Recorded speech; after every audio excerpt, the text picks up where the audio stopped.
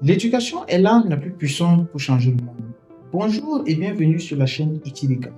Aujourd'hui, nous lançons une série de vidéos que nous allons intituler Comment Elect 237. Ce projet est né de notre passion pour l'intelligence artificielle et l'analyse de données. Ce projet s'inscrit dans une succession d'analyses que nous allons réaliser tout au long de la période pré, pendant et après les élections présidentielles de 2025 au Cameroun. Contrairement aux analyses que l'on voit habituellement centrées sur les opinions des influenceurs et des acteurs politiques, notre ambition est de donner la parole directement aux populations. Nous avons analysé les milliers de commentaires postés sur les vidéos de Valérie Dongo afin de saisir et de comprendre ce que les populations pensent réellement. Pour vous présenter plus en détail les démarches et les données que nous avons utilisées, je passe la main à Christian qui nous rejoint en direct. Salut Christian. Merci Amel et bonjour à toutes et à tous. Effectivement, ce projet Comenelec 237 est une initiative citoyenne et technologique qui repose sur une base de données totalement inédite. Concrètement, nous avons collecté et analysé plus de 6000 commentaires postés sur 14 vidéos d'interviews réalisées par Valérie Ndongo, publiées sur sa chaîne Congosa TV. Ces vidéos mettent en scène 5 candidats potentiels à l'élection présidentielle de 2025 au Cameroun, notamment Maurice Kamto, Joshua Oshie, Jean Bayebex, Serge, Espoir Matomba, Akere Mouna. Et plutôt que de simplement compter les likes ou les vues, nous avons utilisé des techniques avancées de traitement automatique du langage naturel, ce qu'on appelle aussi du NLP en anglais, Natural Language Processing, pour comprendre le ton, les émotions et le sujet qui reviennent le plus souvent dans les commentaires. Mais notre démarche ne s'arrête pas là. Nous avons aussi enrichi les données avec le nombre de vues, le ratio des likes, la durée de visionnage et même l'évolution dans le temps, ce qui constitue ici les métadonnées. L'objectif, donner une lecture complète et dynamique de l'opinion publique en ligne, telle qu'elle s'exprime spontanément sans filtre ni orientation politique. Et maintenant, pour répondre à la question que tout le monde se pose, qui fait le plus réagir les citoyens camerounais, je passe la parole à Amel pour vous dévoiler les premiers résultats chiffrés de notre analyse. Merci Christian pour cette présentation claire de notre méthodologie. Entrons maintenant dans le vif du sujet. Quel est le candidat qui suscite le plus d'engagement? Parmi les 6000 commentaires que nous avons analysés, un nom se détache réellement, Maurice Kamto. À lui seul, il consacre plus de 65% des commentaires que nous avons analysés.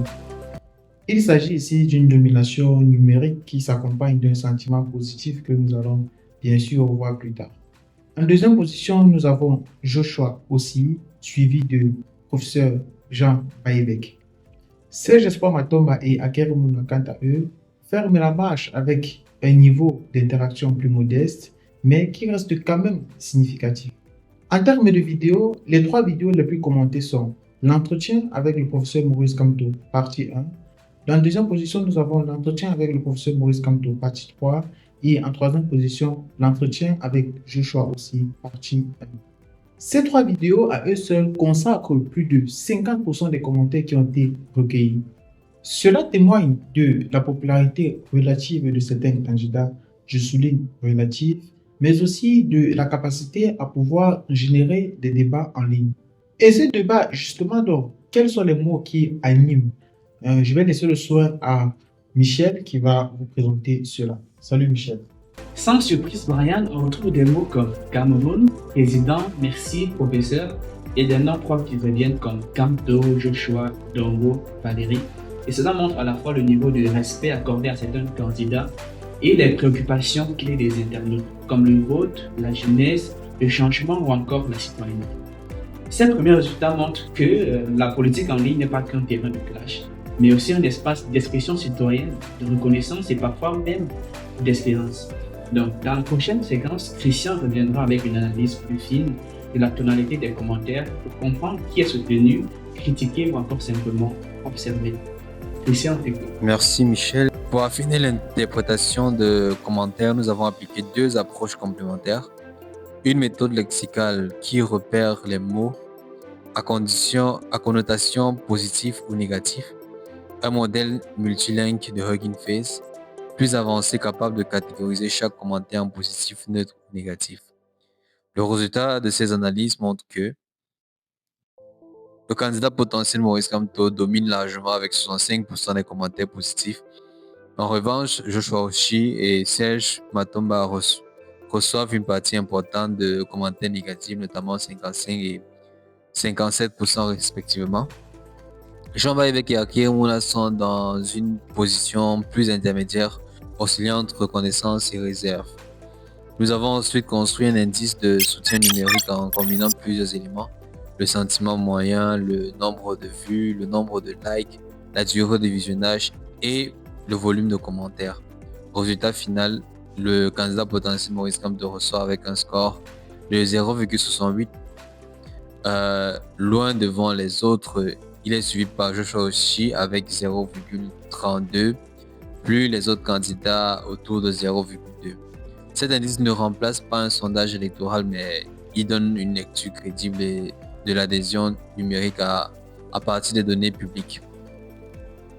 Merci Christian. Pour mieux comprendre les forces et les faiblesses de nos démarches techniques, j'invite ici Michel qui va nous parler des différents défis rencontrés et de la qualité de nos données. D'un point de vue technique, voici quelques précisions importantes. Déjà, il faut savoir que les vidéos sources proviennent de la chaîne Congosa TV de YouTube, avec des longueurs, des durées et des audiences très variables. Les commentaires ne sont pas tous pertinents, c'est pour ça qu'il a fallu faire un nettoyage, éliminer les spams et détecter certains doublons. Donc, l'analyse des sentiments lexicales est aussi très rapide, mais peut être trompée par des figures de style comme l'ironie ou encore des langages féminins. D'où l'intérêt de faire recours à un modèle d'IA beaucoup plus robuste, comme Christian mentionnait tout à l'heure. Afin que tous ces traitements soient faits avec une grande transparence et une pédagogie remarquable, nous voulons que chacun comprenne comment les données sont traitées et interprétées. Merci Christian, merci Michel. Ce que nous venons de voir, c'est que l'intelligence artificielle peut apporter un éclairage sur le débat politique tout en apportant des dynamiques que l'on ne voit pas toujours à l'œil. Au-delà des chiffres, ces résultats montrent que les citoyens camerounais s'expriment, ils commentent, débattent, mais surtout soutiennent et critiquent. Cela forme donc une opinion collective numérique que l'on peut désormais analyser de façon rigoureuse. Mais attention, ce projet n'a pas vocation à prédire les résultats des élections présidentielles de 2025 au Cameroun. Il s'agit tout simplement d'une lecture complémentaire à partir des données publiques, mais surtout vérifiables. Un regard citoyen neutre qui s'appuie sur la tech, mais qui reste néanmoins quelque chose d'unique. Merci d'avoir regardé cette vidéo jusqu'au bout. N'hésitez pas à vous abonner, à partager massivement la vidéo pour montrer ce projet citoyen, mais aussi à nous dire dans les commentaires quels sont les axes d'analyse que vous voulez que nous explorons. Nous vous donnons très vite rendez-vous pour une nouvelle vidéo et à très bientôt sur Itilika.